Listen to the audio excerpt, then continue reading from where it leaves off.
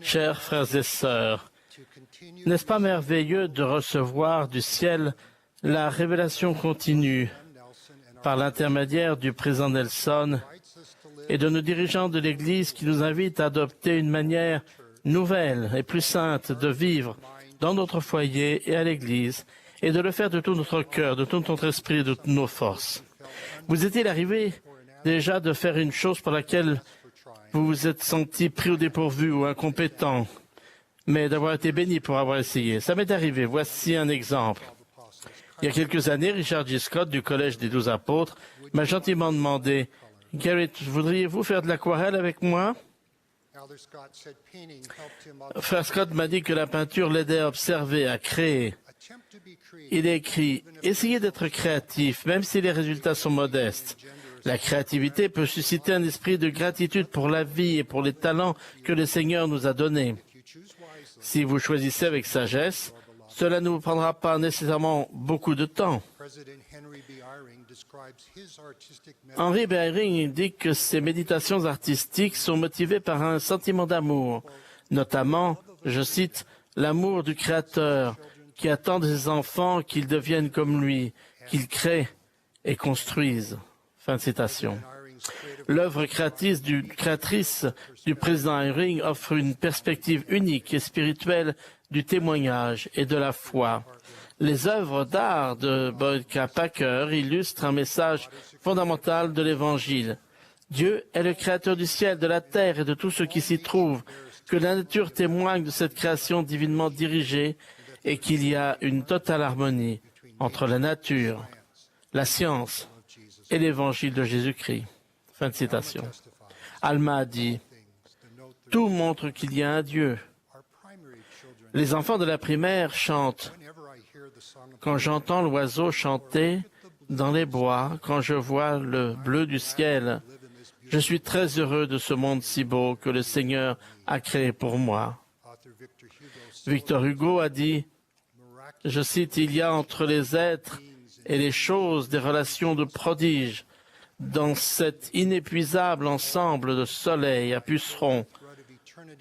Tous les oiseaux qui volent ont à la patte le fil de l'infini.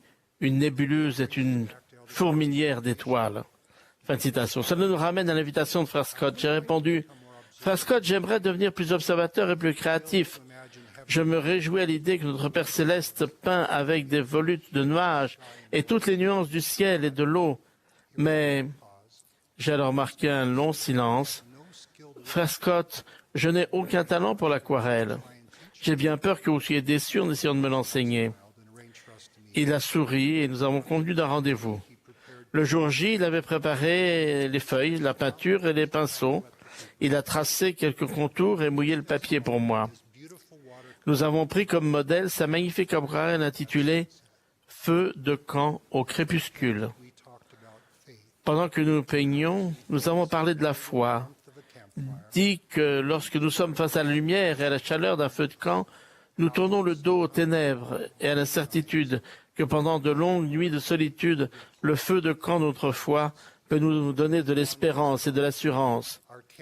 Puis vient l'aube. Le feu de camp de notre foi, où nos souvenirs, nos expériences et notre héritage de foi en la bonté et la miséricorde de Dieu nous a fortifiés tout au long de la nuit. Mon témoignage est que, pour qui la recherche, l'accepte et vit pour elle, la foi naîtra ou renaîtra, parfois graduellement. La lumière viendra si nous la désirons et la recherchons, si nous sommes patients et obéissants au commandement de Dieu, si nous sommes ouverts à sa grâce, à sa guérison et à ses alliances. Lorsque nous avons commencé à peindre pour m'encourager, Frère Scott m'a dit, « Garrett, même après une seule leçon, vous peindrez quelque chose que vous voudrez conserver et dont vous voudrez vous souvenir. » Frère Scott avait raison. Je chéris l'aquarelle du feu de camp d'autrefois que Frère Scott m'a aidé à peindre. Mes talents artistiques étaient et sont restés limités, mais le souvenir du feu de camp d'autrefois peut nous encourager de 5 manières. Premièrement, le feu de camp d'autrefois peut nous inciter à trouver de la joie dans une créativité saine. Il y a de la joie à imaginer, à apprendre, faire de nouvelles choses épanouissantes. C'est particulièrement vrai lorsque nous renforçons notre foi et notre confiance en notre Père Céleste et son Fils Jésus-Christ. Nous ne pouvons pas nous aimer suffisamment pour nous sauver nous-mêmes. Mais notre Père Céleste nous aime et nous connaît davantage que nous nous aimons ou connaissons nous-mêmes.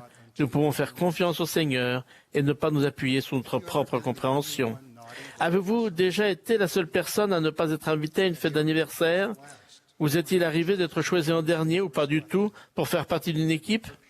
Vous êtes-vous préparé pour un examen scolaire, un entretien d'embauche, une occasion qui vous tenait à cœur et avez eu le sentiment d'avoir échoué?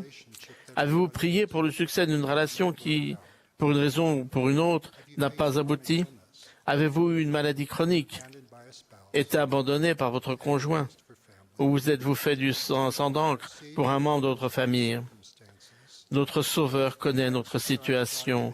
Lorsque nous exerçons le libre arbitre que Dieu nous a donné et que nous faisons appel à toutes nos facultés avec humilité et foi, notre Sauveur, Jésus-Christ, peut nous aider à faire face aux difficultés et aux joies de la vie. La foi comporte le désir et le choix de croire. La foi vient aussi de l'obéissance au commandement de Dieu, donné pour nous bénir si nous suivons le chemin des alliances. Quand nous nous sentons incertains, seuls, frustrés et en colère, déçus ou coupés de Dieu ou de son Église rétablie, il faudra peut-être un surcroît d'efforts et de foi pour retourner sur le chemin des alliances. Mais cela en vaut la peine. S'il vous plaît, allez ou retournez au Seigneur Jésus-Christ. L'amour de Dieu est plus fort que les liens de la mort, temporels ou spirituels. L'expiation de notre Sauveur est infinie et éternelle. Il nous arrive à tous de nous égarer et de ne pas être à la hauteur. Il se peut que pendant un temps nous perdions notre chemin ou que nous soyons ou que nous ayons été ou fait. Dieu nous assure avec amour qu'il n'y a pas de point de non-retour. Il attend, prêt à nous prendre dans ses bras. Deuxièmement, le feu de camp de notre foi peut nous pousser à trouver de nouvelles façons de servir, plus élevées, plus saintes et davantage remplies de l'esprit. C'est ce qui suscite les miracles et les bénédictions de l'appartenance à l'alliance dans laquelle nous sentons l'amour de Dieu et cherchons à servir les autres dans ce même esprit. Récemment, Sir Gong et moi avons fait la connaissance d'un père et de sa famille qui ont eu la bénédiction d'un frère de la prêtrise fidèle, demandait à l'évêque s'il pouvait faire équipe avec le père de famille pour des visites d'enseignement. Le père n'était pas pratiquant ni intéressé par l'enseignement au foyer.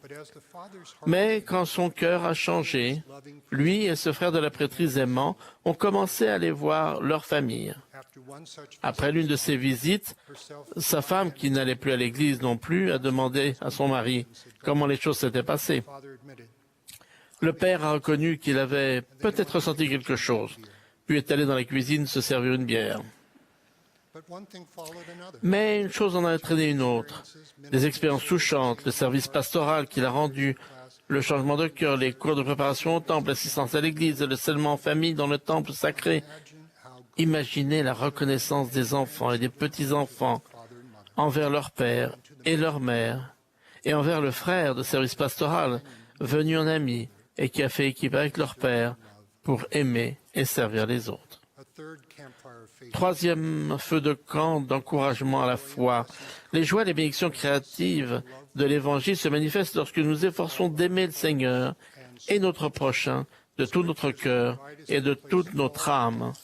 Les Écritures nous invitent à déposer tout ce que nous sommes et devenons sur l'autel de l'amour et du service. Dans l'Ancien Testament, le Deutéronome nous enjoint. Tu aimeras l'Éternel ton Dieu de tout ton cœur, de toute ton âme et de toute ta force. Josué lance cette exhortation. Aimez l'Éternel votre Dieu, marchez dans toutes ses voies, gardez ses commandements, attachez-vous à lui et servez-le de tout votre cœur et de toute votre âme. Dans le Nouveau Testament, notre Sauveur rappelle les deux grands commandements. Tu aimeras le Seigneur ton Dieu de tout ton cœur, de toute ton âme, de toute ta force et de toute ta pensée et ton prochain comme toi-même. Dans le livre de Mormon, autre témoignage de Jésus-Christ, on nous dit que le roi Benjamin a œuvré de toute la puissance de son corps et des facultés de toute son âme et a établi la paix dans le pays.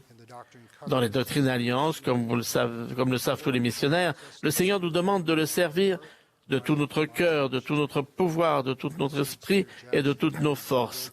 Lorsque les saints sont entrés dans le comté de Jackson, le Seigneur leur a commandé de sanctifier le jour du sabbat en l'aimant, lui, leur Dieu, de tout leur cœur, de tout leur pouvoir, de tout leur esprit et de toute leur force, et de le servir au nom de Jésus-Christ. Nous nous réjouissons de l'invitation de consacrer toute notre âme à chercher des manières plus élevées, plus saintes, d'aimer Dieu et notre prochain, et de fortifier notre foi en notre Père céleste et en Jésus-Christ dans notre cœur, dans notre foyer et à l'Église. Quatrièmement, le feu de camp de notre foi nous encourage à établir des traditions justes qui approfondissent notre foi et notre spiritualité. Ces habitudes saintes, ces traditions justes ou ces modèles de piété peuvent inclure la prière, l'étude des Écritures, le jeûne, le souvenir du Sauveur et de nos alliances par l'ordonnance de la Sainte Seine, la transmission des bénédictions d'Évangile par l'œuvre missionnaire, celle du temple et de l'histoire familiale et d'autres actes de service en tenant un journal personnel inspirant, etc. Lorsque les traditions justes et les aspirations spirituelles se rejoignent, le temps et l'éternité s'unissent. Nous recevons lumière et vie spirituelle par une pratique religieuse régulière qui nous rapproche de notre Père céleste et de notre Sauveur Jésus-Christ. Lorsque nous aimons l'esprit et la lettre de la loi, les choses de l'éternité peuvent se distiller sur notre âme comme la rosée des cieux. Par l'obéissance et une eau vive rafraîchissante au quotidien, nous trouvons des réponses, la foi et la force d'affronter les difficultés et de saisir les possibilités de tous les jours avec patience, perspective et joie. Cinquièmement, lorsque nous perpétuons les meilleures traditions connues tout en cherchant des manières nouvelles et saintes d'aimer Dieu, d'aider les autres et nous-mêmes à le rencontrer, le feu de camp de notre foi peut nous encourager à nous souvenir que la perfection est en Christ, pas en nous-mêmes, ni dans la façon dont le monde la conçoit. Les invitations de Dieu sont pleines d'amour et de potentiel parce que Jésus-Christ est le chemin, la vérité et la vie. À qui se sent accablé par les fardeaux, il dit « Venez à moi » et à qui va à lui, il fait la promesse suivante « Je vous donnerai du repos ». Venez au Christ et soyez rendus parfaits en lui. Aimez Dieu de tout votre pouvoir, de toute votre pensée, de toute votre force. Alors sa grâce vous suffit, afin que par sa grâce, vous soyez parfaits dans le Christ. Dans l'assurance que par sa grâce, nous pouvons être parfaits dans le Christ, se trouve aussi le réconfort, la paix et la promesse que nous pouvons continuer à avancer avec foi au Seigneur et confiance en lui, même lorsque rien ne va comme nous l'espérons, comme nous l'attendons, peut-être comme nous le méritons, sans qu'il y ait de faute de notre part, même après avoir fait notre mieux. À divers moments et à divers égards, nous nous sentons tous incompétents, peu sûrs de nous et peut-être indignes, mais lorsque nous efforçons fidèlement d'aimer Dieu et de servir nos semblables, nous pouvons sentir de façon nouvelle et plus sainte l'amour de Dieu et l'inspiration nécessaire pour eux et pour nous-mêmes. Notre Sauveur nous encourage avec compassion et nous promet que nous pouvons marcher résolument, avec constance dans le Christ, ayant une espérance d'une pureté parfaite et l'amour de Dieu et de tous les hommes. La doctrine du Christ, l'expiation de notre Sauveur et notre engagement total à suivre le chemin des alliances peuvent nous aider à connaître ces vérités et contribuer à nous rendre libres.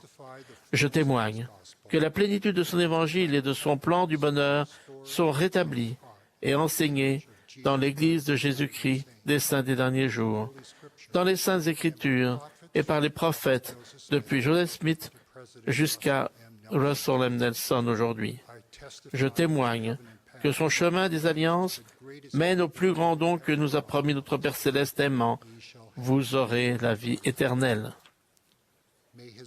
Puissent ces bénédictions et une joie durable être nôtre lorsque nous réchauffons notre cœur, notre espérance et notre engagement au feu de camp de notre foi. C'est là ma prière, au nom sacré de Jésus-Christ. Amen.